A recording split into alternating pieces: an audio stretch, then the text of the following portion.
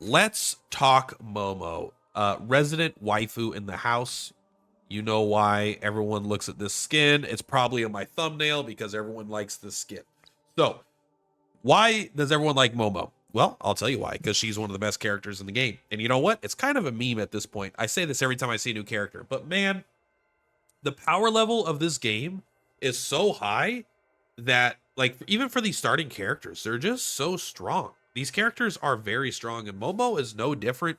She is absolutely insane. And I actually think, like, sorry, I'm still a little bit sick. I think that she is one of, I think she actually is one of the stronger characters in the game. If, like, gimmicks aside, you know, there's characters that have these cool combos. You can keep them permanently slept. You can lower their speed with liquor and then lower their defense to 0 and do crazy single target damage. I think when it comes to just being like straight up powerful as shit, Momo is like top tier. So let's take a look at the Moster. So Doom Resonance is her passive here. Actually, she has kind of got a decent star. Let's just look at her 1-star and her 5-star. All enemies within 3 tiles of Momo take 15% more damage over time. What is damage over time? Scorch, Infection, Life Loss, and then the other two that I don't even know if we can inflict right now. Infection is hyper relevant. Scorch is also super relevant. Like, it's not as automatic, but if you have Barrel on your team, like, pretty much it's going to be there. And also remember, like, Scorch, you can apply additional stacks of it and it'll immediately trigger. So if you have like a Barrel applying Barrel the character, not the item, and if you have like Barrel using her ultimate boom boom boom that hits one target 5 times with a 50% chance of inflicting Scorch, or it's a Fire Sorceress, like you can get Scorched 3 times or something in a turn, they're going to be taking 15% more damage from Scorch, which is already percent based, so it's already strong. So this is very good. Infection obviously is super relevant. Life Loss is not crazy relevant. There is the life loss ability and a staff that we're going to be using that inflicts life loss as well. So this overall is pretty good, but really what's actually good, at the end of Momo's turn, she gains 2 stacks of Repulsion Barrier. The main downside is that up until 3-star, it has a 2-turn cooldown, so you really want her to be a 3-star, but honestly, you don't need that much Repulsion Barrier to be good. But basically, once you have at least 1 stack, you have knockback immunity. That's already insane. And I believe it can't be dispelled. Maybe I'm wrong. This effect cannot be dispelled. Got it. And you can get up to 5 stacks. Every stack increases your attack by 2% and reduces physical damage taken by 50%. Whenever you receive any damage, you take 1 stack off. So it could be easy for them to focus you down. Like, it's gonna, if you get hit with magic attack, it's gonna remove a stack and you'll get no benefit from it, right? Which is unfortunate. But also, then if someone does like scorches you, right? Like they do multiple stacks of scorch, like they could shred these shields super fast, but they kind of have to be building around it or going for it. And most AI are definitely not going to be doing that. So 2 stacks of repulsion barrier feels like a lot. But so then at 5-star, what does she do? 35% more dot within 4 tiles. I mean, way better. You gain 2 stacks at the end of every single turn. And at the start of battle, you immediately start with 3 stacks. So you start with 3 stacks, you take your first turn, you go up to 5 stacks. Boom, there you are. So she's obviously better at 5-star, duh, everyone is. But I think 1-star, she is going to have maybe 75% of her overall power. I think this is maybe roughly 25%. I mean, it's really good, don't get me wrong, but a lot of her power comes from her kit. So her her signature skill is Misfortune Erosion. She basically, this is a character that switches dramatically at level 55. Levels 1 to 54, she is one type of character, and then at level 55, it like, boom, she becomes a totally different character, in my opinion. So she deals 65% AoE damage to all enemies within a 3x4. That is a huge range. A lot of these are 3x3s, but this is 12 squares, so that's a lot. 65% AoE isn't a ton, but it does do 2 stacks of infection. And then when you have Doom Waken, which is going to be level 55, your ultimate ability, so not for a long time, you immediately get to trigger the infection damage, and then they lose half the stacks. That's just normal. That's not like, whoa, that's a trade. It just immediately triggers it, and when infection triggers, they lose half the stacks. That's all. And that's just basically saying so you don't get to have full stacks and trigger it multiple times. So very good ability. It gets better when you have Doom Waken, but really it's not that much better. This ability does get quite a bit better early on as well. So let's take a look at her skills here. So both the rank 1 abilities, I think you're unlikely to use almost ever. However, when I'm looking at two abilities that I don't necessarily think I'll use, I like to think to myself, in 1,000 fights, am I likely to use, which one am I likely to use more out of 1,000 fights? Energy Ray, it has no energy, it has great damage, and it has shield break. All of this abilities are good, but this is a character with so many unique, passive, and powerful ways to stack like infection and deal damage and do AoE. I honestly think in 1,000 fights, I would use this under 10 times. You know, I would need shield break to be the entire reason why I'm bringing this. That's it, right? And then I don't want it to be, I probably would bring a different character instead of bringing Energy Ray. Field, AoE damage to all allies decreased by 25%. I'm unlikely to use this, but I could very easily imagine that there could be a situation where I would plug this in. So I'm going to go with Field here. Rank 3, both of these are these are both essential, I think. Totally different reasons, but for totally different types of content, but I think they're both essential. Number 1 is increase your damage by 10%. Boom. But after dealing damage, any kind of damage, inflicts 1 stack of infection on the target. After a single target attack, inflicts 1 additional stack of infection. So basically, anytime you deal damage with this character, she is going to be dealing, boom, a stack of infection. If you're doing a single target attack, she's going to be doing, boom, 2 stacks of infection. Combined with the increased damage. Very good. It's going to make this AoE go from 2 stacks of infection up to 3 stacks of infection. It's going to make her normal attack do 2 stacks of infection as well. So there's always stacks of infection going on. Also, you could then use, at the lower levels, I would use something like a Flying Blade Arm Guard. This is a single target instant speed attack. So this should do 2 stacks of infection at instant speed while doing 12% of their HP. Very, very powerful. Super essential ability, in my opinion, for doing most non-PvP content. However, when you're in PvP, if you watch the tournament, you know this ability is insane. Basically, 1 location within a cross shape. I actually don't know the range. It doesn't show me on here. To all enemies within 3 horizontal tiles, knocking them back. So basically, like, long story short, there are 2 abilities here. There are knock enemies forward 2 spaces or knock enemies towards you 2 spaces. So there's a lot of abilities that could do things at range like that, like knock things back. Like I think it's Divine Grace has one that's like at range attack, knock something back 2 tiles. That's very good. This also does that, but it's so powerful to be able to pull. It makes it so there's so many less safe places to get instant kills. So this has been a PvP absolute powerhouse, because every time a character thinks they're safe, they think they're safe from pushes. Almost no one plays around, especially if you're going to be going into the general ladder, you know, just going up against randos. They're not playing around pull. It doesn't even pull them. It knocks them back reversely, which is the greatest translation of all time. So this ability is insane for PvP. You're going to definitely want to get it. However, if you're not doing PvP, you're probably going to want to stick with Erosive Power, in my opinion, unless you're just going to save her for when PvP comes out, and then you want to get that. Rank 5, decreased damage by 25% when hit by a range attack. This is good because a repulsion only works against melee attacks, so this kind of covers all of her defenses. This means even if their ranged magic damage person hits you, you're still going to get damage reduction as opposed to 0% damage reduction. But this is just a little bit of fun. This is probably straight up worse, but I like this. When you have Repulsion Barrier and it blocks a melee attack, you perform a strike back, which deals 70% magic damage and inflicts 1 stack of infection. This can be done as many times as you have Repulsion Barrier. So this is an AI. This absolutely rips up the AI. However, this is doubling down on your strengths, and it's unlikely to be super necessary, but I do think this is very powerful. I think this is probably going to be overall better, but I'm never not getting the cool, unique shit, right? This is just so flavorful and fun.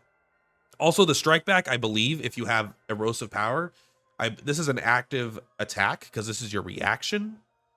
I think that this counts as I think this does 2 stacks of infection if you have this equipped. Well, either way, it does too, because after dealing damage, you do an infection. I don't know if it does 3 stacks. I think it just does 2 stacks. I tried to test it out, but it's really hard to tell because stacks half and they round up. So if it's at 2 stacks, was it at 3 or was it at 4? I don't really know. And I can't pause in the middle of them ending their turn. So it's a little hard for me to actually test it. Rank 7, both these abilities are great. Dark Ripple is good, but it's on 100 characters. It's on like 5 characters, and it is really good. But I don't think this character really needs it because you've got better ways to spend your AOE. You've got these big AOE attacks. However, if you really want to bring Momo and you need to lock down their passives and reactions, I mean, this is one of the best abilities to get. I like having toughness. Toughness is always better than I think it's going to be because it prevents you from dying because you don't take like you take like 30% increased damage when you're dying. And you deal the dealing less damage is less relevant on this character, but taking 30% more damage or even 20% more damage is a surefire way to just fucking die. So I like having toughness where the matches that it's better. Hypnotic attack, a 30% chance to inflict sleep. This is definitely, on average, more powerful than invigorating strike. Okay, I guess that's wrong. On average, 70% of the time, this is actually worse than invigorating strike, which gives you additional energy. So you're always getting that energy. This is good. But if you're able to attack someone and put them to sleep, 30% of the time, this ability's fucking badass, bro. This is super good. But it doesn't work against hard PvE content. This is more of a PvP ability when you have nothing else to use your energy on and you have a chance to get a huge... In PvP, this ability gives you a 30% chance to get a huge swing on the enemy. Because either they're going to have to skip their turn or they're going to have to spend a turn debuffing it. Unless they brought someone like Butterfly that does it passively, or they have like Reorganization Cube that lets them heal them while... Like, they have to have like dedicate characters resources to deal with this, or just lose a turn. So it's insane 30% of the time. However, I just take the consistent, I always want more energy on the character. I want her to be able to use her abilities every turn.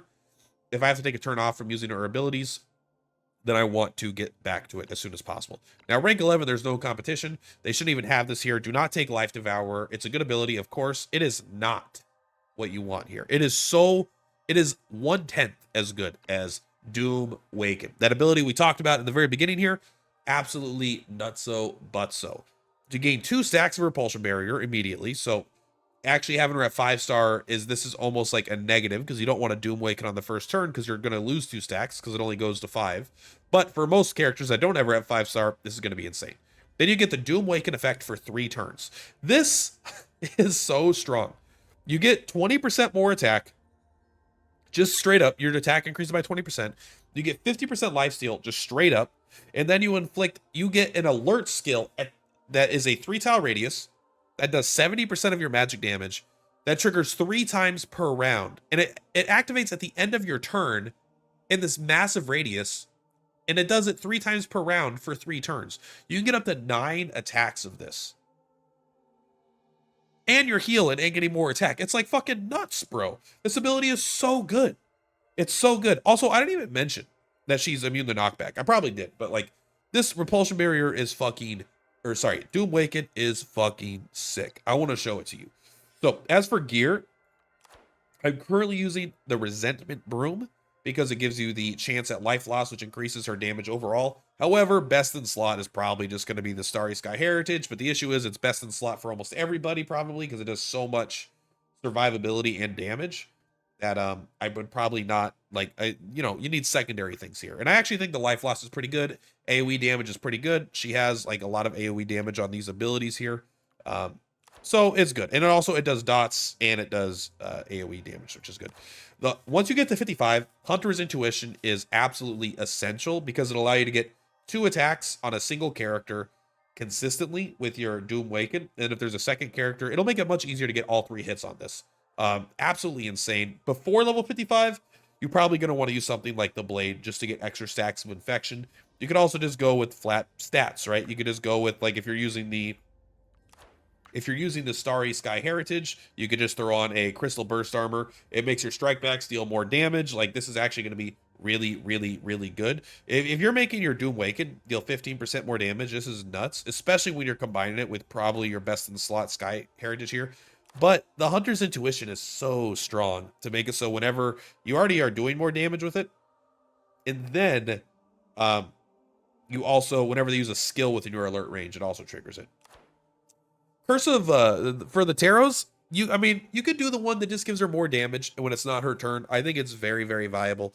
And I think it gives you a lot of, like, the bonus thing is it gives you lifesteal and extra damage, or it doesn't even give you bonus damage, it just gives you lifesteal when it's not your turn, and she already gets so much lifesteal, so it's not really that important, meaning you could use the final slot as to go for stats, which is good.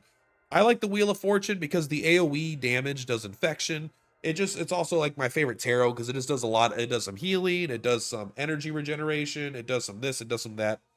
So it is my favorite tarot, but I'm not saying it's the best. So this is how I build mine once I got up to level 55, which it currently is. I'm using the force field because it's awesome. I am using the energy recovering. I am using the misfortune erosion. Now I don't use this much, but I like having an attack to use so she's not just a Doom Waken machine, because this lasts for 3 turns and a 5-turn cooldown. So I want to be able to do something with my energy outside of that, especially because this is only one energy. This is not energy hungry. Now I like doing this as well to get lots of stacks of infection against PvE. However, you could easily do something like one of these supporting abilities, or you could even come in here and grab like Void Ripple. Like Void Ripple might even be better some of the times than her normal passive. You could use Energy Ray if you really just want to do some extra damage. Like anything could fit in that slot, honestly, pretty well. I would not get Life Devour just because I don't want to spend the energy on that, or the Castalia. But this is the build I'm going with. So let's go ahead and throw you into a fight here really quick, and we'll take a look. Let's use level 60 tarot residual or whatever. We're not going to do this we're doing this live, so we're not going to do the whole fight, but we are going to kind of give you a demonstration of exactly what she could do. Like she's level 55 going up against level 60s. Let's look at their stats. 3,200 attack and 7,000 HP, right? So can you move for a second? So they've got way more attack than she has her attack, you know. They've got way more HP than she has HP. They've got way more, their stats are dwarfing hers, right? So let's take a look at how she actually does here. Let's make sure we got urgent order because I'm going to need that. We probably don't need to use Warhorn, even though I would like to. We're not going to. So let's go ahead. I'm sorry, I'm sick. I'm trying to make YouTube videos. I was trying to not make YouTube videos until I was feeling better, but that would mean I wouldn't be able to make any YouTube videos, and that's not an option for the plat. All right, so we're going to use urgent order here. I mean, we could give her armor too if we wanted to, but it doesn't matter. So we're going to come stand all the way up here. We are going to use Doom Waken, which is an instant ability, by the way.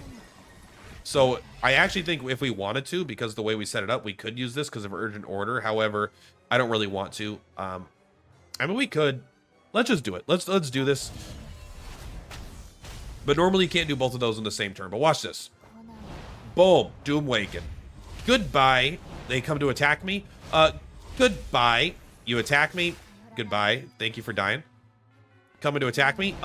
Goodbye. Now I'm out of uses and they are dead. Now you're gonna come up. Boom. So that is just like a simple demonstration. She survived a 3v1 while also fucking killing 2 of them with the use of one of her skills. And it's like her stats are not as high as theirs. They outstat her.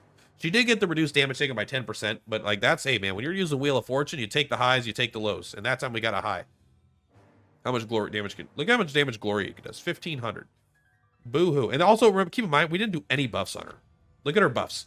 She has Doom Waken, Repulsion Barrier, Move, and Wheel of Fortune. Move is from Gloria. And Gloria probably has like that aura or whatever. But like, this is just her stuff. So absolutely a unit, absolutely a unit is what I would say. So that is my Momo build. I don't want to go through and like do the whole fight because what if I lose and I look bad? I just wanted to show you guys that specific demonstration. All right, get off my back. So Momo to me seems like when it comes to PvP with the pushing, pulling, the resistance to physical, a huge amount of dots, but mostly the pushing and pulling. Honestly, being able to pull is a very unique skill. Like other characters that can pull, like Guzman and the assassins, they can't pull into things that are lethal. They can't pull them into ledges, where this could push things off of edges and pull them into edges, which will kill them. So I think as far as PvP goes, she is a high tier character.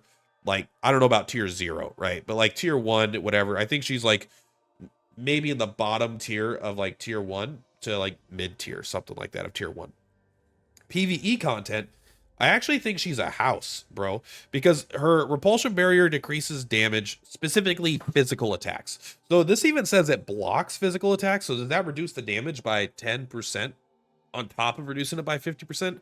Maybe. So even like against archers, she's really good. So a lot of enemies in PvE content have a shit ton of physical attack. They don't use as many magic users. There's a lot of characters with fucking bows, bro, with insane ranges that could snipe your characters.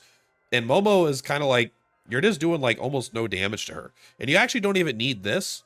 Like if you're doing that, you would probably want to use the range damage decrease. So she's actually tankier to ranged physical attacks than anything else. But yeah, Momo, you are good to go. And that's all for this one, guys. Let me know how you feel about Momo. And yeah, that's it. Anyway, much love. Purplatypus is Purplatypus. I'll see you on the flip flops.